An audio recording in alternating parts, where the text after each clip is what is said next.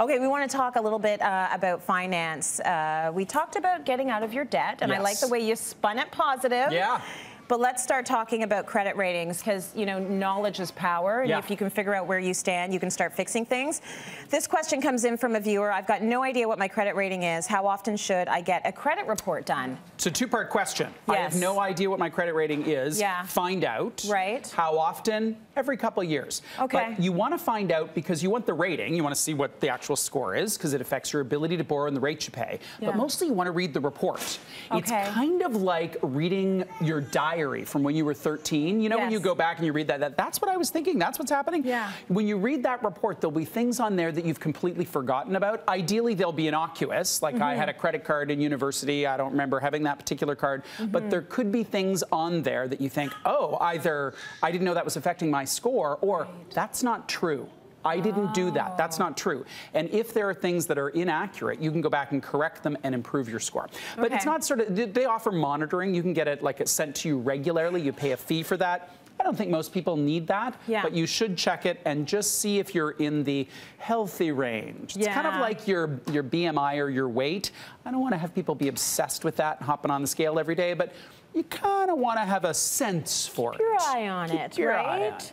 And is there any penalty for asking for these reports, you know, consistently? No, does anything happen to what happens is if a lender does a credit check on you, so you're going and seeing if you're going to get approved for every single store card in the mall, that hits it. But for you to check it, it's your information and you can get it. Got it. Okay.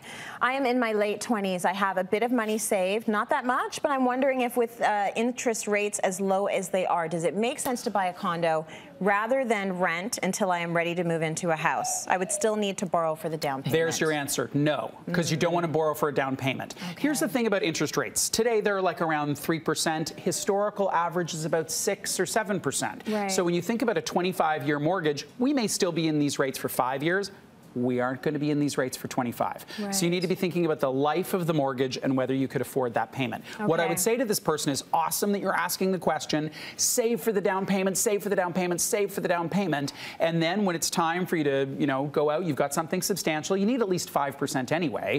But something more substantial, you're going to get, you're going to have more confidence in your ability to carry that mortgage. No need to move super fast. I think the thinking here is that someone's going to pull the plug on this interest rate bonanza any second now. And they may. And they may, but either way, you're still putting yourself in a situation. And here's what happened. Let's say they pull the rates go up dramatically. The condo market declines dramatically.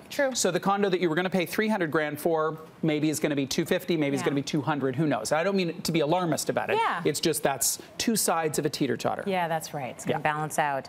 Another question. I contribute to my RRSP every year, but I recently received some money and a friend said that I can add this to my RRSP, but I don't know how if I've already put money in every year. Do you understand that question? I sure do. So they want to know, because you can contribute a certain amount. Most people don't contribute anywhere near their maximum. So I think what this viewer wants to know is, do I have room? It's quite easy to find out if you have room. You can pick up the phone and call the friendly folks at CRA, and many of them are very friendly. I will say. They really are. Some of them. Or you can look at your notice of assessment. So the government mails that to you and it says, this is your contribution. The question that I would have this viewer ask, if you've got this extra money, what's the money for? Do you need to pay down debt? Do you want to save for a house? Because it doesn't. The RSP is not necessarily the best home for it, even if you have the room. Okay, we're going to leave it there. I've got plenty of room on my maximum, let me tell you.